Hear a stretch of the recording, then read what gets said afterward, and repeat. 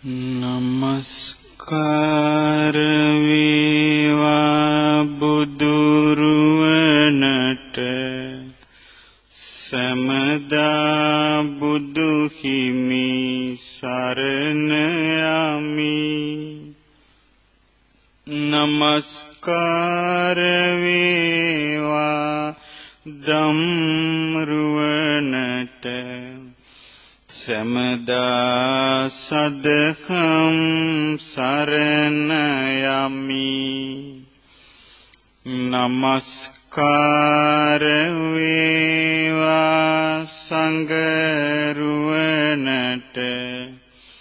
සමදා මහා සංඝ සරණ යමි. නමස්කාර වේවා තුනුරුවනට සමදා තිසරණ සරණ යමි. සාදු සාදු සාදු. ශ්‍රද්ධාවන්ත පින්වතුනි, දැන් ශ්‍රවණය කරන්නට බලාපොරොත්තු වන්නේ අප සරණ ගිය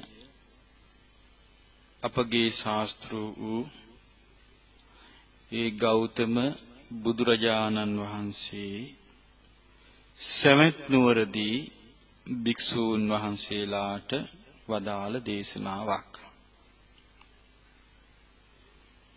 මේ දේශනාවේ නම ආදි බ්‍රහ්මචර්ය පඤ්ඤා සූත්‍රය.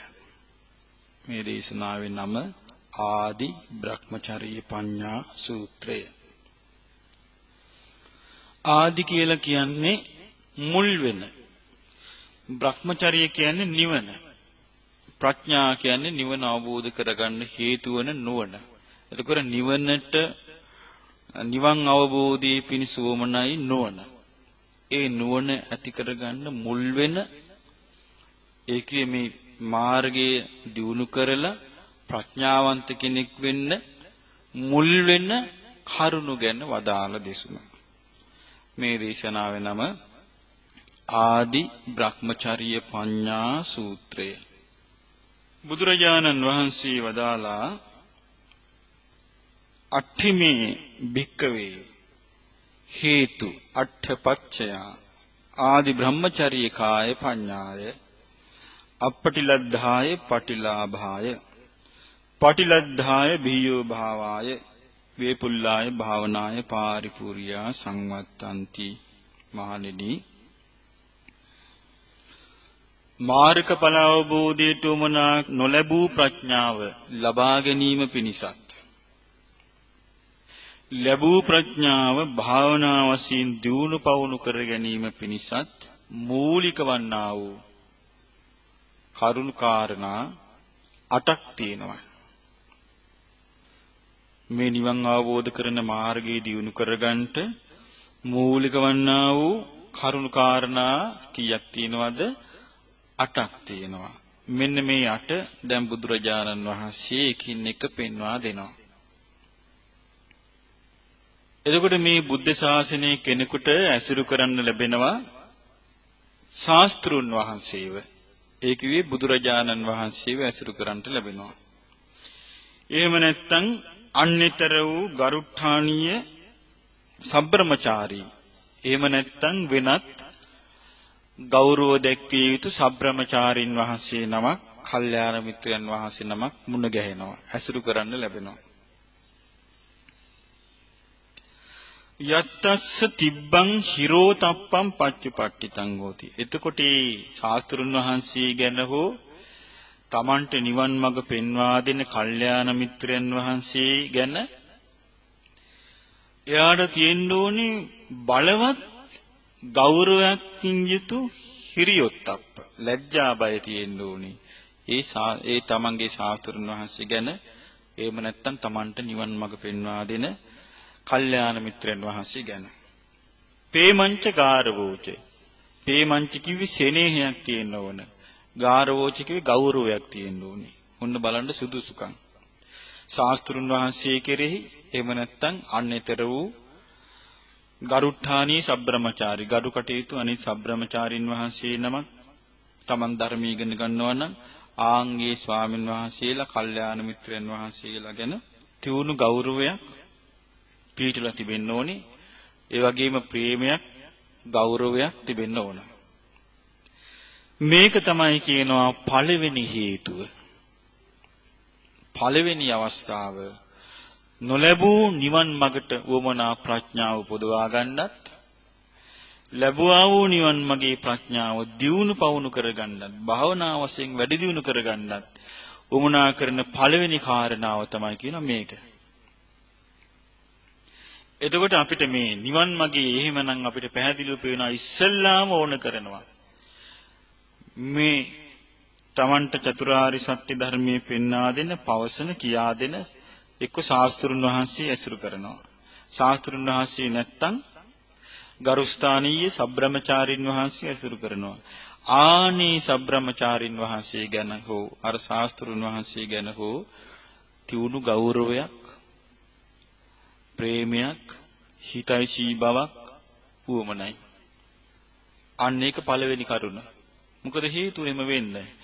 ඒ කල්යාණ මිත්‍රයන් වහන්සේට ගෞරවයක් භක්තියක් තිබ්බොත් විතරයි ඒ ශ්‍රවණය කරන්නා වූ ධර්මයේ සිහි කරන්න පුළුවන් වෙන්නේ.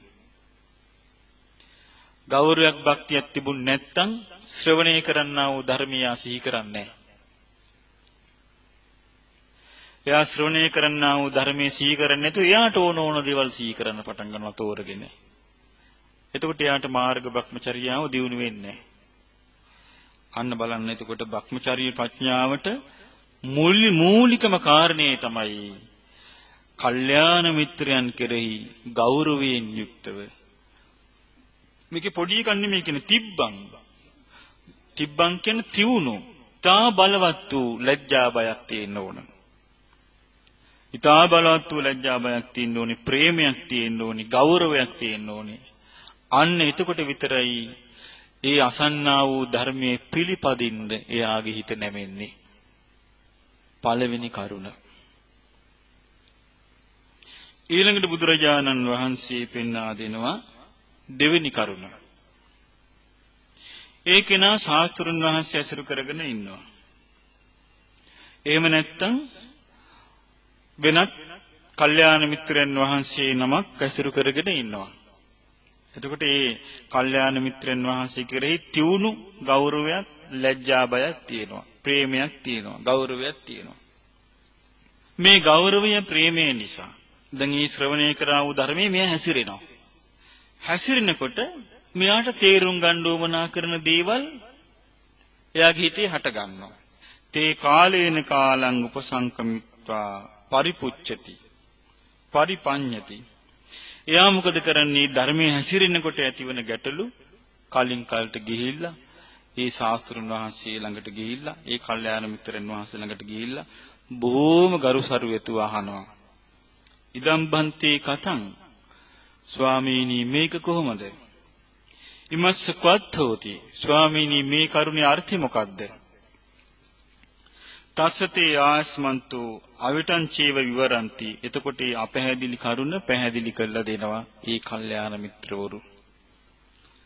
අනුත්තානී කතංච උත්තානී කරොන්ති. යටපත් වෙලා තිබිච්ච කරුණ මතු කළා පෙන්නනවා. අනේක විහිතේසු කාංඛාඨානීයේසු ධම්මේසු කාංඛම් පටිවිනෝදෙන්ති. නොඑක ආකාර වූ සැක පොදවන්නා වූ කරුණ කෙරෙහි තිබෙන සැකය දුරු කළා දානවා. මෙන්න මේක තමයි ဒုတိ ආයතු දෙවෙනි කාරණාව. නිවන් මගට උවමනා ප්‍රඥාව උපදවා ගන්නට හේතු වන්නා වූ දෙවෙනි කාරණාව. එතකොට හොඳට පැහැදිලිව පේනවා පින්වතුනි අර පළවෙනි කාරණාව සම්පූර්ණ නම් විතරයි දෙවෙනි කාරණාව දිනු කරගන්න පුළුවන් වෙන්නේ. දැන් සමහරුන්ට පළවෙනි කාරණාවම නැහැ. එයාට කල්යාණ මිත්‍රයන් වහන්සේගෙන් ධර්මය ඇහුවට හිත පහදින්නේ නැහැ. කල්යාණ මිත්‍රයන් වහන්සේ කෙරේ පැහැදීමක් නැහැ. එයා ඇදීම හොයනවා, අඩුවම හොයනවා, වැරදුනා කියලා වැරදින තැම්ම හොයනවා. ඒවම කුටු කුටු ගා සී කරනවා, කතා කර කර ඉන්නවා. එතනදිම යාගේ හිතේ ඒ පැහැදීමෙන් බැහැර වෙච්ච ගමන් එයා ධර්මයේ හැසිරෙන කෙනෙක් නොවන බවට පත් වෙනවා. ධර්මයෙන් නොහැසිරෙන කෙනෙක් බවට පත් වෙනවා. ඊට පස්සේ යාර සිහි කරන්න ධර්මයක් නැහැ. පිරිස මැද්දට ගිහිල්ලා එයා ඇදකුද කතා කර කර ඉන්නවා. ආන්ගේ අනතුරින් අත් මිදිනවා පළවෙනි කාරණේම. පළවෙනි කාරණේම කල්යාණ මිත්‍රයන් වහන්සේ කෙරෙහි හිත පහදවා ගන්නවා. ඊට පස්සේ මොකද කරන්නේ? ඒ නිසා මෙයාට ධර්ම ගැටලු ඇති වුණොත් එහෙම එක එක්කෙනාගෙන් අහන්න යන්නේ නැහැ. Tamanට ඕන කාරණාවල පැටලෙන්නෙත් නැහැ. Taman තනියම තීරණ ගන්නෙත් නැහැ.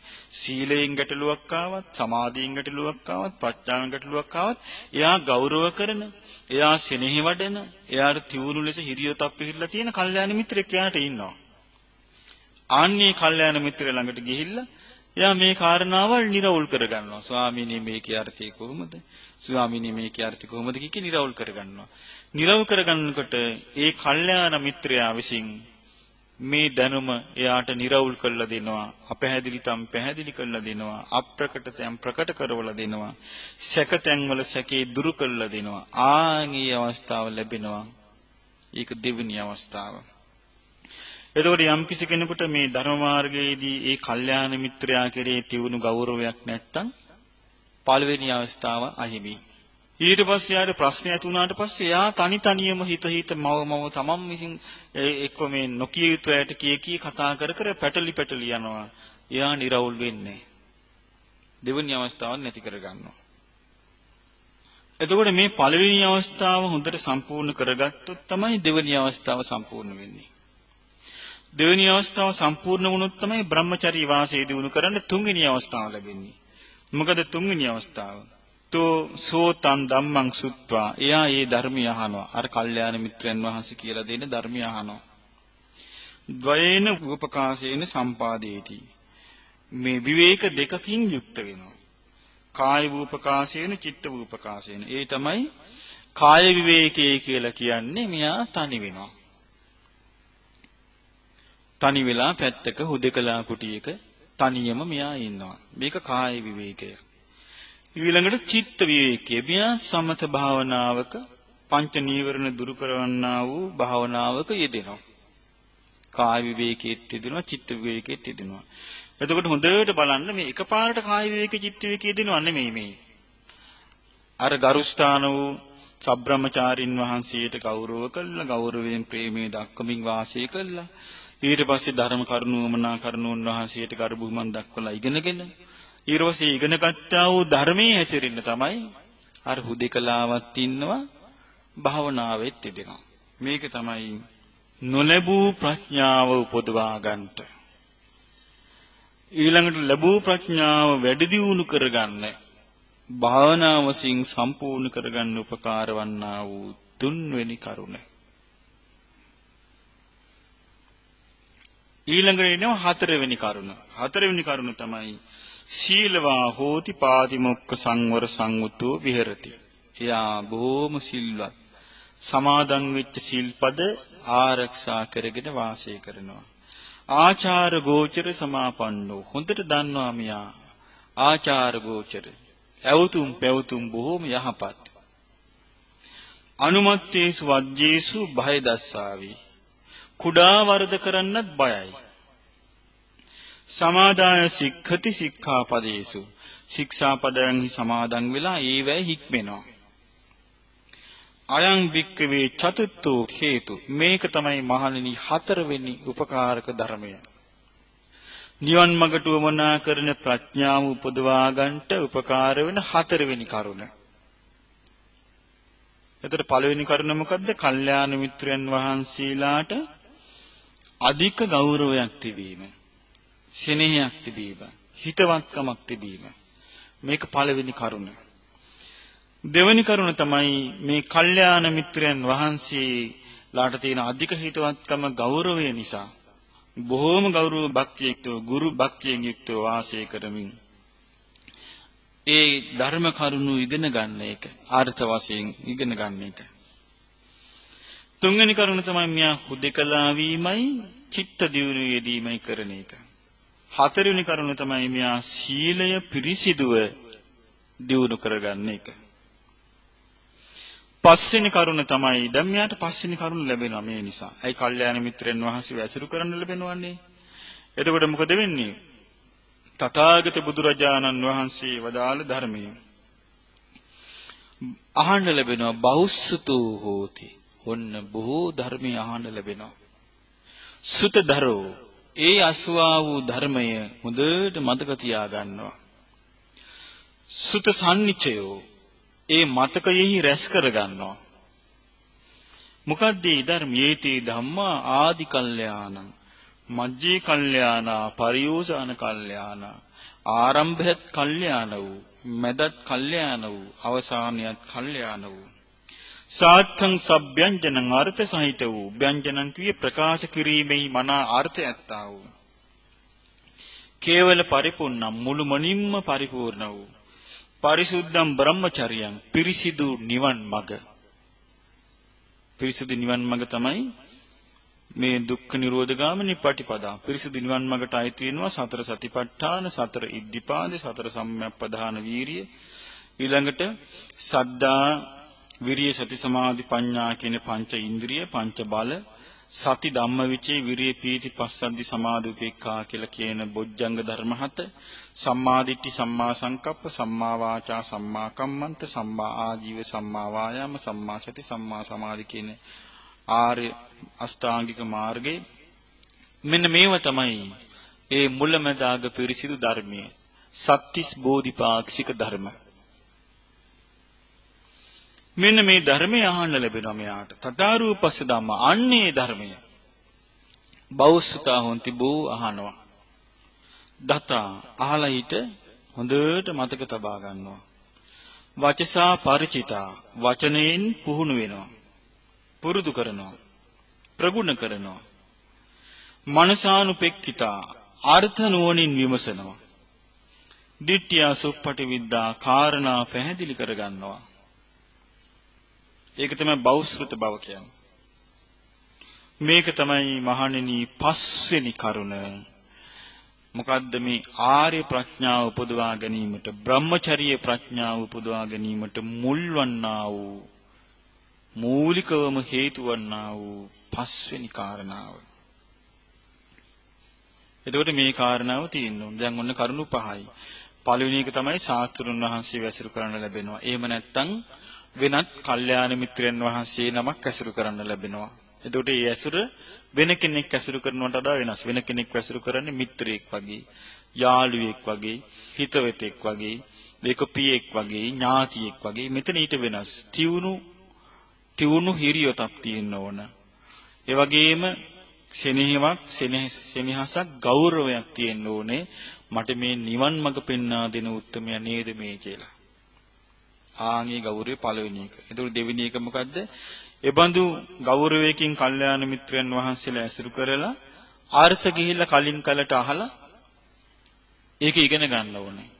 නිසක බවටපත් වෙන්න ඕනේ. ඒක දෙවෙනි කරුණ.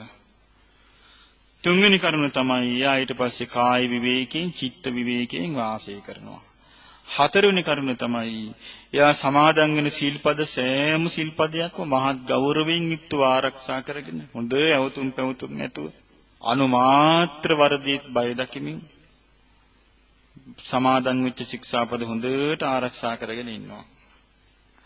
පස්වෙනි කරුණ තමයි එයා බොහෝ දහම් කරුණු දන්නවා. බහුශ්‍රුතයි. බොහෝ දහම් කරුණු දන්නවා එයා. සුතදරයි. ඒ දහම් කරුණු හොඳට මතකේ තියෙනවා. සුත සම්නිච්චය. ඒ අහලා හොඳට රැස් කරගෙන ඉන්නවා එයා. ඒ තමයි මේ මුලැමැදාග පිරිසිදු ධර්මය. ඒ තමයි සත්‍තිස් බෝධිපාක්ෂික ධර්ම. එයා ඒව ගැන හොඳට දන්නවා. අන්නේ ධර්මයේ මතක තියාගෙන වචනෙන් පුරුදු කළා. ඒ වගේම නුවණින් මෙනෙහි කරලා කාරණා පැහැදිලි කරගෙන ඉන්නවා. මේ බෞස්ෘත භාවයේ පස්වෙනි කරුණ. හයවෙනි කරුණ තමයි ආරද්ධ විරියෝ. ආරද්ධ විරියෝ කියලා කියන්නේ වීරිය පටන් අරන් තියෙනවා. මොකද්ද මේ වීරිය? අකුසලානං ධම්මානං පහනාය. තමන්ගේ අකුසල් ටික ඉස්සෙල්ලා අවබෝධ කරගන්න ඕනේ. මට මෙන්න මේවා කයෙන් වෙන අකුසල්. ඒක කයෙන් වෙන අකුසල් ඔක්කොම බැහැර වෙනවා සීලේ පිහිටපු ගමන්. වචනයෙන් වෙන අකුසල් මේවා කියලා අවබෝධ කරගෙන ඉන්න ඕනේ. කයෙන් වෙන අකුසල් තමයි ඔය මේ පෙන්වා දෙන්නේ මේ ප්‍රාණඝාතී, සොරකම, ඊළඟට මේ ධර්මාර්ගී ගමන් කරන භික්ෂුවකට නම් බඹසර නැතිවීම වචෙන් වෙන කයින් වෙන අකුසලයක්. බ්‍රහ්මචාරී බව කුසලයි. එතකොට දැන් මෙයා ප්‍රාණඝාතයෙන් වැළකීලා, හොරකමෙන් වැළකීලා බ්‍රහ්මචාරී කෙනෙක්. බොරුවෙන් වංචාවෙන් වැළකීලා මේ යහපත් ජීවිතය ගෙවනවා. එතකොට මේ කෙනා අනුමාත වර්ධී බය දකින්න වාසය කරන කුසල් තියෙනවා. නමුත් අකුසල් හටගත්තොත් එමය හොඳට කල්පනා කරලා ඒ අකුසල් ප්‍රහාණය කරන්න ඕනේ. ඒ තමයි බොරු කීම, කේලම් කීම, පරුස වචන, හිස් වචන මෙයාගෙන් කියවුනොත් මෙයා වහාම ප්‍රහාණය කරන්න ඕනේ ඒවා. ආය කෙරෙන්නේ නැති වෙන්නේ. මනසින් අකුසල් වෙනකොට මනසින් අකුසල් ඇති වෙනවනේ ඊර්ෂියාව, ක්‍රෝධය, බද්ධ වෛරය, එකට එක කිරීම, ගුණමකු බව, දැඩි බව, ඊළඟට මාන්නය, මේවා මනසින් වෙන අකුසල්. මේවා දුරු කරන්න ඕනේ. එතකොට උපන්න අකුසල් හඳුනාගෙන අකුසලානං ධම්මානං පහනාය ඔන්න අකුසල් ධර්ම ප්‍රහාණය කරන්න වීරිය පටන් ගන්න කෙනෙක්. කුසලානං ධම්මානං උපසම්පදාය කුසල ධර්ම උපදවා ගන්න දැන් මහන්සි ගන්නවා. කුසල ධර්ම උපදවා ගන්න දැන් එයා කයින් ඔක්කොම කුසල් රැස් කරනවා. බොරු කියන්නේ නැත්තම්, කේලාම් කියන්නේ නැත්තම්, පරුස වචන කියන්නේ නැත්තම්, හිස් වචන කියන්නේ නැත්තම් වචනෙන් කුසල් රැස් වෙනවා. ඊළඟට මනසෙන් කුසල් රැස් වෙනවා. මෙයා මෛත්‍රී ආදී භාවනාවක යෙදෙනවා, නිහතමානීව ඉන්නවා, මාන්නින්තර වාසය කරනවා. මෙයා වෛර කරන්නේ නැහැ, ක්‍රෝධ කරන්නේ නැහැ, පලිගන්නේ නැහැ, ගුණමකුකම් කරන්නේ නැහැ, එකට එක කරන්නේ නැහැ, දැඩිව සිටින්නේ නැහැ. මෙයා මනසෙන් ඒව නැති කරලා නිහතමානී වෙලා කුසල ධර්ම දියුණු කරගන්නවා. ඒ දියුණු කර ගැනීම පිණිස තාමවා දැඩි වීරියක් ගන්නවා. ගල්ල පරක්කම බලවත් වීරියක් ගන්නවා. අනික්කිට දුරෝ කුසලේසු ධම්මේසු මෙයා වීරිය ආතාරින්නේ නැහැ. මෙයා කුසල් ධර්ම දියුණු කරගන්න තිබෙන වීරිය ආතාරින්නේ නැහැ. මෙන්න මේක තමයි නිවන් අවබෝධ කරගන්නට උපකාර වන්නා වූ 6 වෙනි කාරණාව. නිවන් අවබෝධයට උපකාර වන්නා වූ 6 වෙනි කාරණාව තමයි වීරිය. උපන් අකුසල ධර්මයන් අකුසල ධර්මයන් ප්‍රහාණය කිරීම පිණිසත් කුසල ධර්මයන් උපදවා ගැනීම පිණිසත් කරන්නා වූ වීරිය තමයි 6 වෙනි කාරණාව. දැන් ඔන්න කරුණු 6යි. 7 වෙනි කාරණාව තමයි මෙයා යනවා දැන් යම් කරුණු කරන්නේ සංඝයා මැද්දට යනවා. භික්ෂුවක් නම් ඒ පිරිස මැද්දට තමන්ගේ සබ්‍රමචාරින් වහන්සේලා අතරට මෙයා එක එක කරුණු වලට යනවා. ගිහිල්ලා මොකද කරන්නේ? අනානා කතිකෝ හෝති. උවමනා නැති වචනයක් පිට කරන්නේ. අනානා කතිකෝ හෝති. එක එක විකාර කතාවල් කරන්නේ නැහැ යා. විහිළු තාලු කරන්නේ. අදාළ නැති දේවල් කතා කරන්නේ. ඕන නැති දේවල් වලට ඇඟිලි ගහන්න යන්නේ. කට දාන්න යන්නේ.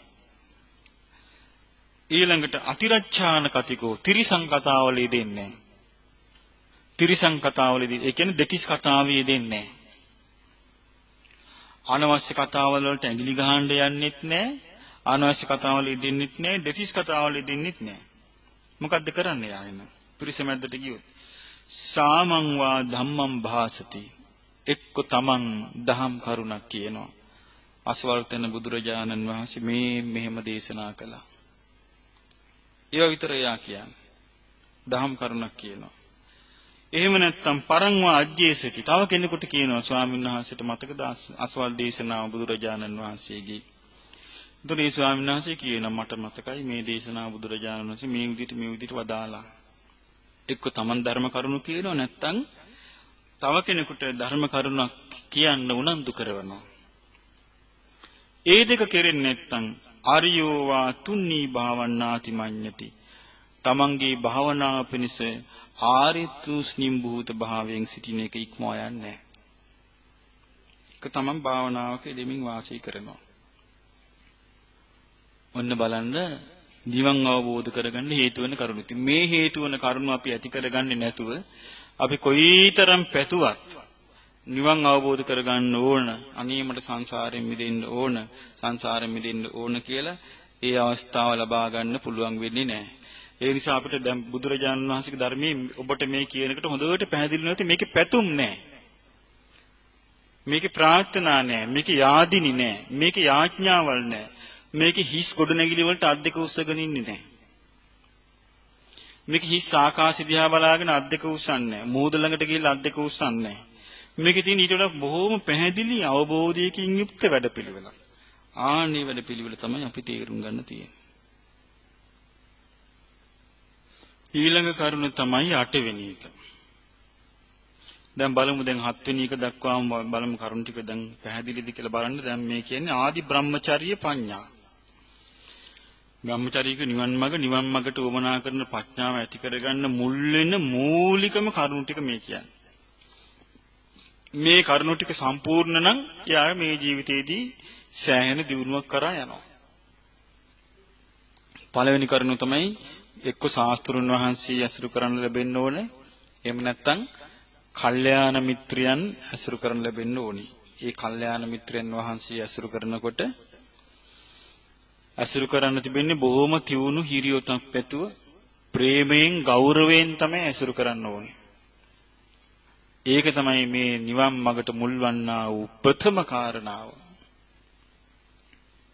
දෙවැනි කාරණාව තමයි මේ වගේ ප්‍රේමයෙන් ගෞරවයෙන් ඇසුරු කරන්නා වූ ඒ ශාස්ත්‍රුන් වහන්සේ වේවා කල්යාණ මිත්‍රයන් වහන්සේ වේවා ළඟට ගිහිල්ලා තේරෙන්නේ නැති දහම් කරුණු අහන්න ඕන. මේකේ අර්ථය මොකද්ද ස්වාමීනි? මේකේ අර්ථය මොකද්ද ස්වාමීනි? මේක කොහොමද තේරුම් ගන්නේ? එතකොට මේ කල්යාණ මිත්‍රයන් වහන්සේලා මොකද කරන්නේ? ඔව් ප්‍රකට නැති කාරණා ප්‍රකට කරලා දෙනවා. ඉස්මතු වෙච්ච නැති දේවල් ඉස්මතු කරලා දෙනවා. සැක සහිත කරුණු වලින් සැක බැහැර කරවල නිසක භාවයේ පිහිටවනවා. විචිකිච්ඡාව දුරු කරලා දෙනවා. එතකොට යාට ධර්මයේ කෙරේ බොහෝම පැහැදීමක් ශ්‍රද්ධාවක් ඇති වෙනවා. 2. තුන්වෙනි කරුණ තමයි එයා මොකද කරන්නේ? දැන් ධර්මයත් ආලා එයා ටික ටික භාවනා කරනවා. හුදෙකලා වෙනවා. එයා ටික ටික සමාධිය වඩන්න පුරුදු වෙනවා. චිත්ත විවේකී ඇති කරගන්න මහන්සි ගන්නවා. තුන්වෙනි කාරණාව. එතකොට තමයි යාට තේරෙන්නේ මෙයාගේ මේ සීලය හොඳට දියුණු කරගන්න ඕන කියලා. එයා මොකද කරන්නේ ඊට පස්සේ? හොඳට සීලය ප්‍රාතිමෝක්ෂ සංවර සීලය හොඳට දියුණු කරගන්නවා. අවතුම් පැවතුම් ඊටාම යහපත් ලෙස ඇති කරගන්නවා. අනුමාත්‍ර වරදක්වත් කරන්නේ නැහැ. ඒකෙත් බය දකිනවා. ශික්ෂාපදයන්හි හොඳට හික්මෙනවා. ඒක තමයි 4 වෙනි කාරණාව. 5 වෙනි කාරණාව මොකද්ද? බෞස්ෘත බව. එයා බුදුරජාණන් වහන්සේ වදාළ ධර්මයේ සතර සතිපට්ඨාන, සතර ඉද්ධිපාද, සතර සම්‍යක්ප්‍රධාන වීරිය. සතර සතිපට්ඨාන කිව්වේ කායානුපස්සනා, වේදනානුපස්සනා, චිත්තානුපස්සනා, ධම්මානුපස්සනා ගැන හොඳට ඉගෙන ගන්නවා. සතර ඉද්ධිපාද, ඡන්ද ඉද්ධිපාද, චිත්ත ඉද්ධිපාද, විරිය ඉද්ධිපාද, විමාසා ඉද්ධිපාද ගැන ඉගෙන ගන්නවා. සතර සම්‍යක්ප්‍රධාන වීරිය, උපන්නා වූ අකුසල් ප්‍රහාණය කිරීම පිණිස තියෙන වීරිය, නූපන්න කුසල් නූපදවීම පිණිස තියෙන වීරිය. ඒ වගේම නූපන් කුසල් උපදවා ගැනීම පිණිස වීරිය, උපන් කුසල් භාවනා වශයෙන් වැඩි දියුණු කර ගැනීමට තියෙන වීරිය පවත්වනවා. ඊළඟට සද්ධා විරිය සති සමාධි ප්‍රඥා කියන ඉන්ද්‍රිය ධර්ම ඇති කර ගැනීම ගැන කතා බස් කරන ධර්මයේ මේ. සද්ධා විරිය සති සමාධි ප්‍රඥා කියන බල ධර්මයන්. සති ධම්ම විචේ විරිය පීති පස්සද්ධි සමාධි උපේක්ඛා බොජ්ජංග ධර්මයන්. ඊළඟට ආර්ය අෂ්ටාංගික මාර්ගය. මේවා තමයි ධර්මයේ. මේ ධර්මයේ සම්පූර්ණ මිලක් වෙලා තිබෙන්නේ චතුරාර්ය සත්‍ය අවබෝධයේ පිණිසමයි. ආන්ගේ ධර්මයේ හොඳට මතක තියාගෙන වචනින් ප්‍රගුණ කළා හිට නුවණින් මනසිකාර කරලා එයා කරුණු පැහැදිලි කරගන්න බෞස්ෘතයි. ඒක තමයි 5 වෙනි කාරණාව. ඊළඟ එක තමයි යාගේ 6 වෙනි කාරණාව තමයි වීරිය තියෙනවා යාට. ආරද්ධ විරිය. අකුසල ධර්මයන් ප්‍රහාණය කිරීම පිණිසත් කුසල ධර්මයන් දියුණු කිරීම පිණිසත් පටන්ගත් වීරිය තියෙනවා. තාමවා දැඩි වීරිය, දල්ල පරාක්‍රම, බලවත් වීරියක් තියෙනවා. අනික්ඛිත දුරු කුසලේසු ධම්මේසු. කුසල දහම් කෙරෙහි අත්හරින් නැති වගකීමක් ඇතුව එයා ඒක කරගෙන යනවා. 7 වෙනි කාරණාව තමයි පිරිස මැද්දට ගියාම අනානාකතිකෝ. අනානාකතිකෝ කියලා කියන්නේ අනවශ්‍ය නානා කරුණු, අනවශ්‍ය කරුණු කී ඉන්න කෙනෙක් නෙමෙයි. එයා අනවශ්‍ය වචනයක් පිට කරන්නේ නැහැ කටින්. අතිරච්ඡාන කතිකෝ, තිරිසන් කතාවල යෙදෙන්නේ නැහැ. සාමංවා ධම්මං වාසති එක්ක තමන් බණ කියනවා. දහම් කරුණක් කියනවා. පරේවා අජ්ජේසති වෙනත් කෙනෙක්ව දහම් කරුණක් කියන්න පොළඹවනවා. ගරු සරු ඇතුව. එහෙම නැත්නම් අරියන්වා තුන්නී භාවං. ආර්යෝ තුස්තිම් භූත භාව නිස්සබ්දව ආර්ය නිස්සබ්දය කියන්නේ නිස්සබ්ද භාවනාවක යෙදෙමින් වාසය. මෙයා තමයි මාර්ගය අල්ලන්නේ. අනිත් කවුරුවත් මේ මාර්ගය දිනු කරන්න පුළුවන් වෙන්නේ නැහැ කාටවත්. විහිළුතාලු කතා බහ හිස් කතා කිසිවක් නැහැ. කට තියෙනවට කතා කිරිල්ලක් යාගේ නැහැ. හොඳට පාලනය කරනවා යා වචනේ. ඊළඟ එක පංච සුඛෝපන උපාදානස්කන්ධේසු උදයබ්භ්‍යානුපස්සී විහෙරති. එයා පංච උපාදානස්කන්ධයන් හටගන්නා ආකාරය නැසින්නා වූ ආකාරය නුවණින් දකිමින් වාසය කරනවා. ඉති රූපං මේව තමයි රූප. මොනවාද රූප? සතර මා ධාතුකින් හටගත්තු දේවල්. තමන් තුළ තිබෙන කෙස්ලොම් නියදත් සම්මස්නහර ඇට මිදුළු වකුගඩු හදවත ආත්මාව දලබුව පෙනහළු බඩදිව කුඩා බඩවැල් මහ බඩවැල් ආදීගෙන තමන් නුවණින් විමසන මේවා පඨවි ධාතු. ඒ වගේම පිටසෙම සැරවල ඊ දහඩිය කෙලසොටු සඳ මිදුළු මුත්‍රා ආදී විමසනවා. මේවා ආපෝ ධාතු. තේජෝ ධාතු විමසනවා යා. තේජෝ ධාතුව තමයි මේ කාබු බීපු දේවල් දිරවන්නා වූ පැසවන්නා වූ තේජෝ ධාතු ස්වභාවය විමසනවා. වායෝ ධාතු විමසනවා. මෙයා කොම දකින්න මේව තමයි රූපය. රුප්පතිතිකෝ භික්කවේ තස්මා රූපන්ති උච්චති. මහණෙනි සීතලෙන් උස්නෙන් පිපාසෙන් බඩගින්නෙන් ආදීන් නැසී වෙනසී යන නිසා මේවට රූප කියනවා. අපේන පින්ඩූපමං රූපම් මේ පෙන පිඬක් වගේ නැති වෙලා යන ශරීරයක් තියෙන කියලා හොඳට නුවණින් විමසනවා රූපය. එතකොට මෙයා රූපේ නුවණින් විමසද්දී මෙයා සතර මා ධාතු වශයෙන් බලනවා මේකයි රූපේ. ඒ වගේම බලනවා මේ මලකුණක් කුණු වෙලා යන ආකාරයේ මේ රූපය කුණු වෙලා යනවා. දැන් අපි ගත්ත සුනාමියේ සිද්ධ වෙච්ච මූණ දීපු ආයෙ මරුණාට පස්සේ දවස් දෙකයි තිබුණේ. කුණු වුණා, ඉදිමුණා, සැරව ගැලුවා, ඕජස් වැగిරෙන්න පටන් ගත්තා. මේ වෙනකොට පොළොවට පස් වෙලත් ඉවරයි. මේ පෙන පිඬක් වගේ මේ රූපය කියලා නුවණින් විමසනවා. ඉති රූපං මේ විදිය රූපේ. ඉති රූපස්ස සමුදය මේ රූපේ හටගන්නේ ආහාර වලින්. ඉති රූපස්ස අත්තංගව මේ ආහාර වලින් හටගන්න රූපයට ඇලුම් කළොත් පිළිගත්තොත් මං මේ රූපේ හොඳ කියන්න පටන් ගත්තොත් මේක හිත බැසගත්තොත් පටිච්ච සමුප්පාදේ හැදෙනවා මේ රූපේ මුල් කරගෙන. ඒ නිසා මම මෙහෙම කරන්නේ නැතු මේක අනිත්‍ය වශයෙන්ම දකිනවා. එතකොට මේ රූපේ හැදිල්ල මෙතනින්ම ඉවර වෙනවා කියලා. මෙයා නුවණින් විමසන්න පටන් ගන්නවා. ඊළඟට එයා බලනවා වේදනා. ඇසේ ස්පර්ශයෙන් හට ගන්නවා සැප දුක් උපේක්ෂා විඳීම. කනේ ස්පර්ශයෙන් හට ගන්නවා සැප දුක් උපේක්ෂා විඳීම. නාසයේ ස්පර්ශයෙන් හට ගන්නවා සැප දුක් උපේක්ෂා විඳීම. දිවේ ස්පර්ශයෙන් හට ගන්නවා සැප දුක් උපේක්ෂා විඳීම. කයේ ස්පර්ශයෙන් හට ගන්නවා සැප දුක් උපේක්ෂා විඳීම. මනසේ ස්පර්ශයෙන් හට ගන්නවා සැප දුක් උපේක්ෂා විඳීම. මේ විඳීම මෙයා හොඳට නුවණින් විමසනවා. වේදනා බුබ්බුලූපමා ඒ විඳින්නා වූ විඳීම දිය බුබුලක් විඳින්නේ නැහැ බිනි බිනි යන බව මෙයා තේරුම් ගන්නවා. සැප වේදනාව ඇති වෙන ස්පර්ශයේ නැති වී යනකොට සැප විඳීම නැති වෙනවා. දුක් වේදනාව ඇති වෙන ස්පර්ශයේ නැති වෙනකොට දුක් විඳීම නැති වෙනවා. උපේක්ෂා විඳීම ඇති වෙන ස්පර්ශය නැති වෙනකොට උපේක්ෂා විඳීම නැති වෙනවා. මේ විඳීම නැති වෙනවා. එවනම් එතකොට ස්පර්ශයේ තිබුණොත් තමයි තිබෙන්නේ. ස්පර්ශය වෙනස් වෙනකොටම විඳීම වෙනස් වෙනවා. මේක එතකොට මොහොතින් මොහොත මේ ඇහත් වෙනස් වෙනවා මොහොතින් මොහොත. විඥානේ ඇහින් දකින රූපෙත් වෙනස් වෙනවා. විඥානෙත් වෙනස් වෙනවා. මොහොතින් මොහොත ස්පර්ශය වෙනස් වෙනවා. මොහොතින් මොහොත ස්පර්ශය වෙනස් වෙනකොට මොහොතින් මොහොත විඳීම වෙනස් වෙනවා. මෙයා මේක තේරුම් ගන්නවා. තේරුම් ගන්න මේ වෙනස් වෙන දෙයක් නේ විඳීම. ඊරසියා කල්පනා කරන මේ විඳීම දිගින් දිගට හට ගන්නවා. මම මේක අවබෝධ කරන්නේ නැතුව මේක පිළිගත්තොත් මම මේකේ ಗುಣ දකින්න පටන් ගත්තොත් මේකේ සිත බැසගත්තොත් එහෙම පටිච්ච සමුප්පාදය හැදෙනවා. මේක මම නුවණින්ම අවබෝධ කරලා මේ ඇල්ම ප්‍රහාණය කළොත් පටිච්චසමුප්පාදේ නිදහස් වෙන. එතකොට විදීම ඉවරයි. නැතිවීම නැතිවීම පංච උපාදානස්කන්ධය දකිනවා. එතකොට මෙයා දකිනවා ඊළඟට සංඥා. ඇහි ස්පර්ශයෙන් හට ගන්නවා රූප සංඥා, කනේ ස්පර්ශයෙන් හට ගන්නවා ශබ්ද සංඥා, නාසයේ ස්පර්ශයෙන් ගන්ධ සුවඳ දැන ගන්නවා හඳුනා ගන්නවා, දිවේ ස්පර්ශයෙන් රසය හඳුනා ගන්නවා, කයේ ස්පර්ශයෙන් පහස හඳුනා ගන්නවා, මනසේ ස්පර්ශයෙන් අරමුණු හඳුනා ගන්නවා. මේක සැනකින් සැනකින් ඇහැ වෙනස් වෙනවා, රූපේ වෙනස් වෙනවා, විඥාන වෙනස් වෙනවා, ස්පර්ශය වෙනස් වෙනවා. එතකොට හඳුනා ගන්න එක වෙනස් වෙනවා.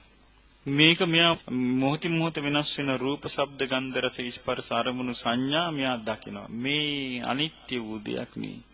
මේ සංඥාව ස්පර්ශයෙන් හටගන්නා වූ ස්පර්ශය නැතිවීමෙන් නැතිවන්නා වූ ධර්මතාවට ඇති දෙයක් නෙමේ සංඥාව. ඊළඟට බලනවා මේ සංඥාවන් පිළිගත්තොත් මමයි කියලා, මගේ කියලා, මගේ ආත්මය කියලා. මේක සතුටින් පිළිගත්තොත්, මේකේ ගුණ කියන්න පටන් ගත්තොත්, මේකේ හිත බැසගත්තොත් පටිච්ච සමුප්පාදය හැදෙනවා. එහෙනම් ඒක වළක්වන්න නම් මම මේ නොපිළිගන්න ඕන. ගුණ නොකියා සිටින්න ඕනේ. හිත නොබැස ගන්න තත්ත්වයට පත් කරගන්න නම් මම මේම අවබෝධ කරන්න ඕනේ අනිත්‍යයි කියලා. මරීචික උපමා සංඥා. මේක මිරිඟුවක් වගේ එකක් කියලා. මම මේ සංඥාව මනාවට අවබෝධ කරගන්න ඕනේ කියලා එයා අවබෝධ කරන්න හිත පිහිටවා ගන්නවා.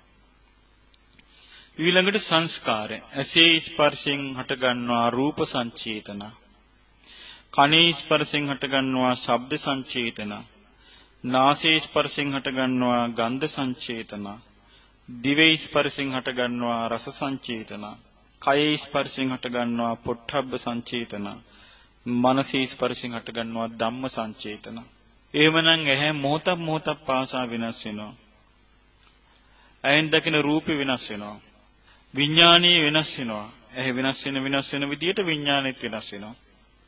එතකොට ස්පර්ශය වෙනස් වෙන විදියට චේතනාව වෙනස් වෙනවා.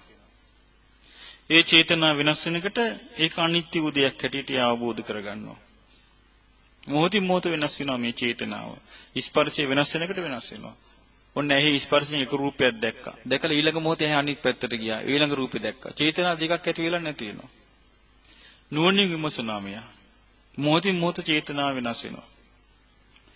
එතකොට මේ වෙනස් වන්නා වූ සංස්කාර ඒ අවබෝධ කරගන්න ඒකාන්තින්ම මේ අනිත්‍යයි. මේ සංස්කාර අනිත්‍ය, ස්පර්ශ අනිත්‍ය නිසාම මේ සංස්කාර අනිත්‍යයි. ඊළඟට යා කල්පනා කරන මේ අනිත්‍ය වූ සංස්කාරයන් කෙරෙහි මම සතුටින් පිළිගත්තොත්, මේකේ ගුණ හිතන්න පටන් ගත්තොත්, මේකේ හිත බැසගත්තොත් පටිච්ච සමුප්පාදය හැදෙනවා. එතකොට මට ආයි ඉපදි මේ සංසාරේ යන්න වෙනවා. එහෙනම් මට කරන්න තිබෙන්නේ මේ අනිත්‍ය වූ සංස්කාර අනිත්‍ය වශයෙන්ම දකින එකයි නේද? එයා කල්පනා කරනවා. කල්පනා කළා අනිත්‍ය වශයෙන්ම නුවණින් විමසන්න පටන් ගන්නවා යා ඒක.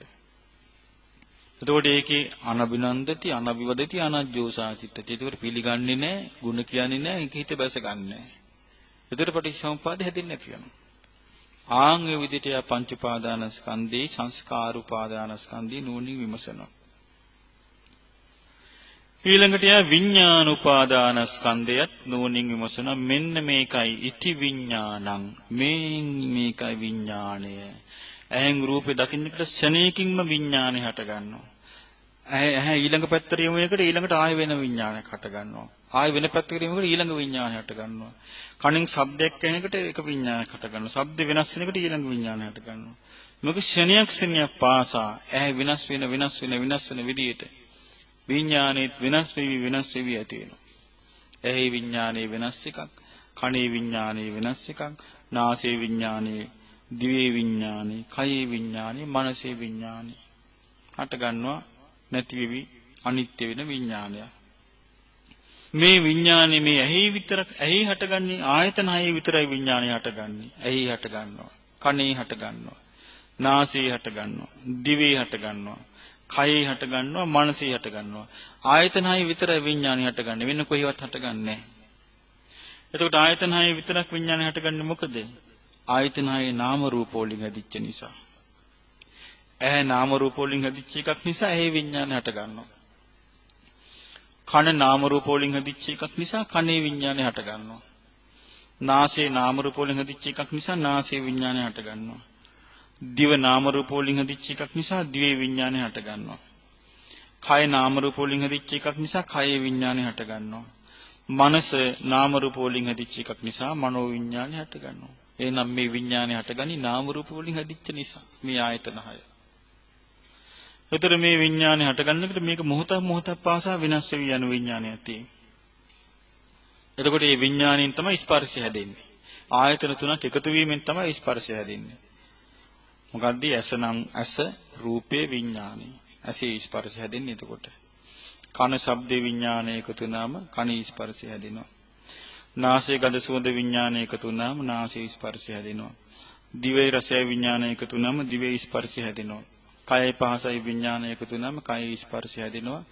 මනසයි අරමුණේ විඥානය එකතු වුණාන් පස්සේ මනසේ ස්පර්ශය හැදෙනවා. එතකොට මේ ස්පර්ශය එතකොට මේ විඥානය අනිත්‍ය වූ විඥානය. මෙයා මේක හොඳට අවබෝධ කරගන්නවා. මේ විඥානය අනිත්‍යයි. ඊට පස්සේ මොකද මෙයා කරන්නේ? මේක පිළිගන්නේ. එයා දන්නවා පිළිගත්තොත් හොඳ කිව්වොත් හිත පිහිටනවා මේක ඊට පස්සේ හිත. පිහිටපු ගමම්ම පටිච්චසමුප්පාදේ හැදෙනවා. එහෙනම් දැන් මෙයා දන්නවා පටිච්චසමුප්පාදයි මෙයාට දහම් දැනුම තියෙනවනේ අර සුතේ බෞද්ධ භාවයේ තියෙන දැන් මෙයා අල්ලනවා මේ ධර්මයේ. ඊට පස්සේ මොකද වෙන්නේ? මෙයා හොඳට නුවණින් විමසීමස බලනකොට මෙයා කල්පනා කරන පටිච්චසමුප්පාදේ නැහැදි තියෙන්න නම් මේ පංච උපාදානස්කන්ධයේ එක උපාදානස්කන්ධයකවත් හිත පිහිටන්නේ නැතුව තියන්න ඕන. කියලා ඔක්කොම අනිත්‍ය වශයෙන් නුවණින් විමසීමස බලනකොට එයා එකක්වත් පිළිගන්නේ නැති වෙනවා. ඒ ගුණ කියන්නේ නැති වෙනවා. ඒක ඒ එකකවත් හිත බැස ගන්න නැති වෙනවා. එතකොට එයා පටිච්චසමුප්පාදේ නිදහස් වෙනවා. ආන්නේකය අවබෝධ කර ගන්නවා. ඔන්නේ කරුණ වට තමයි හේතු. ඔය හට තමයි උපකාරක ධර්මය. මොනවටද? මේ මාර්ග බ්‍රහ්මචර්ය ප්‍රඥාව ලැබිලා නැත්තම් ලබා ගන්නත් ලැබුවා වූ මාර්ග බ්‍රහ්මචර්ය ප්‍රඥාව භාවනා වශයෙන් බොහෝ සෙයින් වැඩි දියුණු කරලා සම්පූර්ණ කරගන්නත් උපකාර වෙන්නේ ඔය කියූ කරුණ වට. බුදුරජාණන් වහන්සේ වදාලා යම් කිසි කෙනෙකුට ඔය කරුණ වට තියෙනවා නම් මොනවද ඒ කරුණ වට? කල්යාණ මිත්‍රයන් වහන්සේ කෙරෙහි බලවත් හිරියොතප් ඇතුව බලවත් ප්‍රේමයෙන් ගෞරවයක් තිබීම, ඒ කල්යාණ මිත්‍රයන් වහන්සේ බලවත් දේ ගරුසරු දක්වමින් දහම් කරුණු ඉගෙන කියා ගැනීමත්, හුදකලා වාසයේ වෙදමින් සමත භාවනාවක යෙදීමත්, සීල සම්පන්නව වාසය කිරීමත්, බෞද්ධ භාවයේ දියුණු කර ගැනීමත්, ඒ වගේම ආරද්ධ විරියෙන් යුක්ත වීමත්, පිරිස මැද්දට පැමිණ විට අනවශ්‍ය කතා බහ කිසිම දෙයක් නැතුව, තිරිසන් කතාවල යෙදෙන්නේ නැතුව, ධර්මයේ විතරක් කතා කරන, තවත් කෙනෙකුගෙන් ධර්මයේ විතරක් අහන, එහෙම නැත්නම් නිශ්ශබ්දතාවයේ පුරුදු කරන කෙනෙක් වශයෙන් සිටීමත්, පංච උපාදානස්කන්ධයේ හොඳට නුවණින් විමසීමස බණ භාවනා කරන කෙනෙක් වශයෙන් සිටීමත් කියන මෙන්න මේ කරුණ වටෙන් යුක්ත නම් කෙනෙක්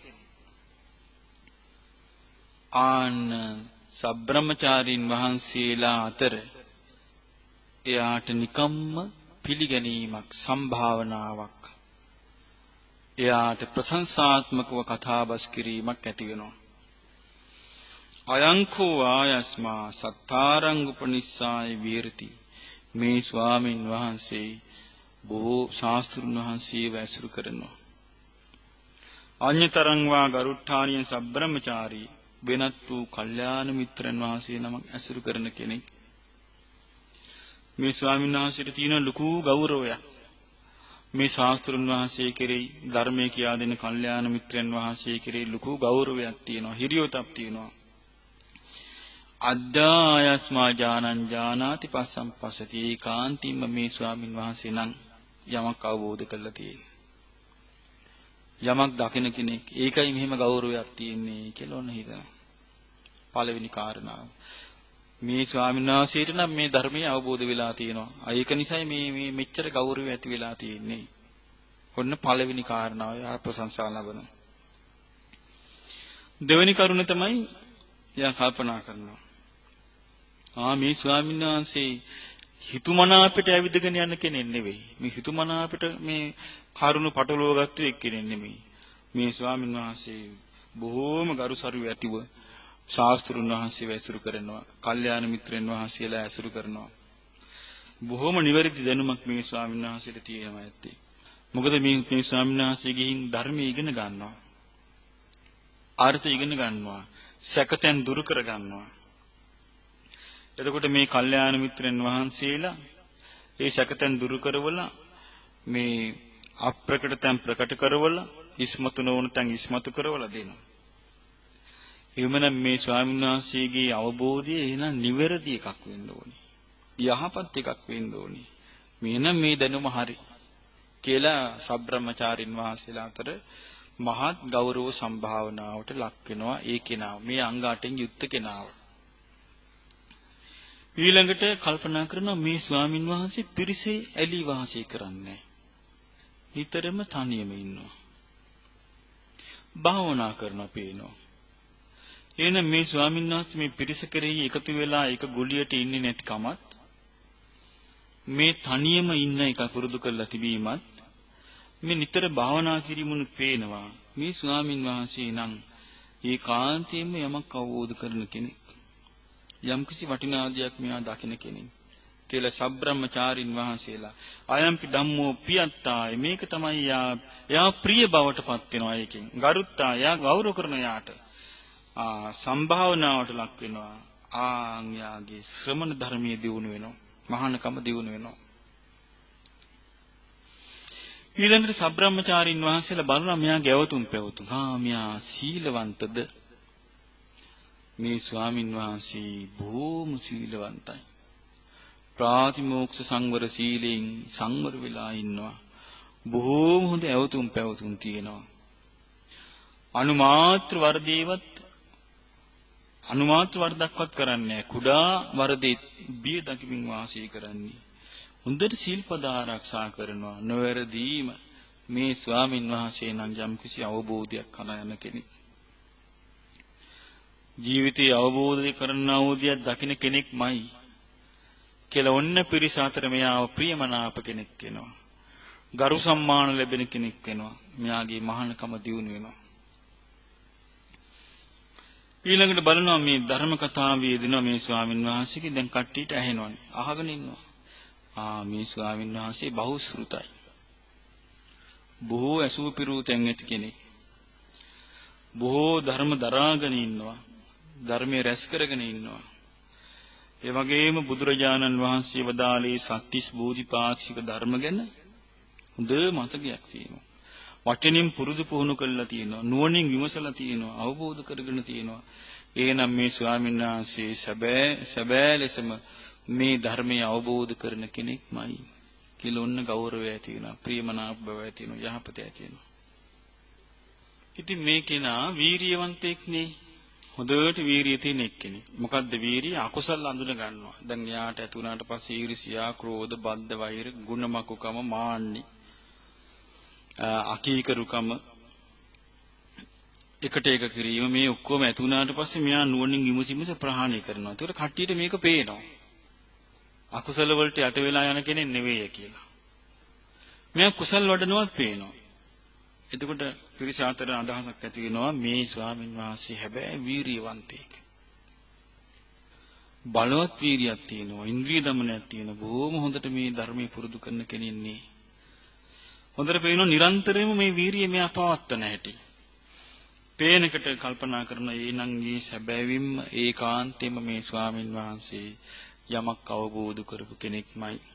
යමක් දකින කෙනෙක්මයි, තේරුම් ගත්ත කෙනෙක්මයි කියලා මොකද කරන්නේ? ඔන්න යා ඒ ස්වාමීන් වහන්සේ ප්‍රියමනාප කෙනෙක් වෙනවා. ගරු කටයුතු කෙනෙක් වෙනවා. සම්භාවනාවට පාත්‍ර වෙනවා. ඊළඟට මේ ස්වාමීන් වහන්සේ මේ ආදි බ්‍රහ්මචර්ය ප්‍රඥාව ඇති කරගත්තු එක්කෙනා පිරිස මැද්දට එනවා. පිරිස මැද්දට ආපු ගමන් අනවශ්‍ය කතා වලට ඇඟිලි ගහන්නේ නැහැ. විහිළු තාලු කරන්නේ නැහැ. අහක යන දේවල් වලට කට දාන්න යන්නේ නැහැ. තිරිසන් කතාවලදී දෙන්නේ නැහැ. නිශ්ශබ්ද ඉඳලා ධර්ම කරුණක් කටින් කතා කරනවා. එහෙම පිරිස නිශ්ශබ්ද නම් වෙන කතාවකට වැටෙන්න ඉස්සෙල්ලා දහම් කරුණක් මතු කළා වෙන කෙනෙක්ව පොළඹවනවා ධර්ම කතාවට. එහෙමත් නැත්නම් පිරිස නිශ්ශබ්ද නම් භාවනාවේ දෙනවා. මෙහෙම කෙනෙක් පේනකොට අනිත් පිරිස කල්පනා කරනවා මෙයා හරියටම හරි. මෙයා තමයි හරි. මේ ස්වාමින් වහන්සේ ධර්ම මාර්ගයේ ගමන් කරන කෙනෙක්. ධර්ම කතාවමයි කතා කරන්නේ. තවත් කෙනෙක්වත් බණපදයක් අහන්න උනන්දු කරනවා මිසක් වල්පල් කතා මොකවත් නැහැ. අනවශ්‍ය දෙයකට වචනයක් කතා කරන්නේ. එහෙනම් මේ ස්වාමින් වහන්සේ හිස් කෙනෙක් නෙවෙයි. යම්කිසි අවබෝධයක් තියෙනවා. ජීවිතය ගැන යම්කිසි තේරුම් ගැනීමක් තියෙනවා. යමක් අවබෝධ කරපු කෙනෙක්මයි මේ. අන්න පිරිස කෙරේ මෙයා බොහොම ප්‍රිය කෙනෙක් වෙනවා. ගරු බුහුමන් ලබන කෙනෙක් වෙනවා. බොහොම යහපත් කෙනෙක් බවට පත් වෙනවා. ඊළඟට බුදුරජාණන් වහන්සේ වදාළ දැන් මෙයා ඉන්න හුදෙකලාව ඉන්නකොට අනිත් වෙලාවට මෙයා මේ අනිත්‍ය වූ රූපය අනිත්‍ය වශයෙන් නුවණින් බලමින් වාසය කරද්දී ඒ වගේම අනිත්‍ය වූ විඳීම අනිත්‍ය වූ සංඥා අනිත්‍ය වූ සංස්කාර අනිත්‍ය වූ විඥාන නුවණින් බලමින් වාසය කරද්දී පංච උපාදානස්කන්ධයන්ගේ මෙයා මේ එක දේවල් වලට ආශ කරන බව පේන්න නැතුව යනවා. මෙයා බහුභාණ්ඩික වෙන්නේ නැතු වෙනවා පේනවා. මෙයා සිව්පසේ අවශ්‍ය දේ විතරක් අවශ්‍ය විදිහට පරිහරණය කරන බවට පේනවා. මෙයා රසයේ පස්සේ දුවන්නේ නැහැ කියලා පේනවා. මෙයා එක විසිතුරු දේවල් පස්සේ දුවන්නේ නැහැ කියලා පේනවා. බොහොම සරලව ලද දෙයකින් යැපිලා ජීවත් වෙන කෙනෙක් බව පේන්න පටන් ගන්නවා. එතකොට හොයනකොට පේනවා මෙයාට මේ පංච උපාදානස්කන්ධය ගැන තියෙන වැටහීම. මෙයා මේ නොවැළී වාසය කරන්න පුරුදු වෙන කෙනෙක්. අන්න එතකොට අපේ අනිත් පිරිස අතර ඇති වෙනවා පැහැදීමක්, ප්‍රියමනාපයක්, ගෞරවයක් ඇති වෙනවා. මේ ස්වාමින් වහන්සේ නම් ධර්මයේ අල්ලපු කෙනෙක්, ධර්මයේ වැටහිච්ච කෙනෙක්, තේරුම් ගත්ත කෙනෙක් කියලා ඔන්න අවබෝධ කරගන්නවා.